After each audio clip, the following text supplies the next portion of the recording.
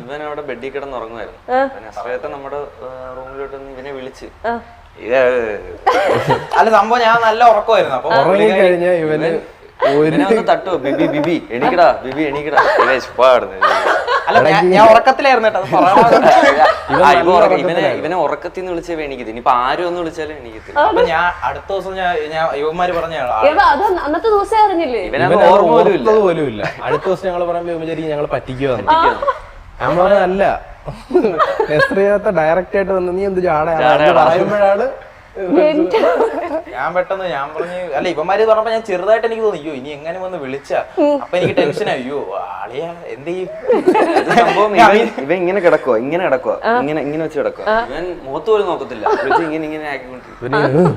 പക്ഷെ അത് എനിക്ക് കുറച്ചെങ്കിലും മനസ്സിലായിരുന്നെങ്കിൽ ഞാൻ ചാടി എണീറ്റേനെ ഉറപ്പായിട്ടും.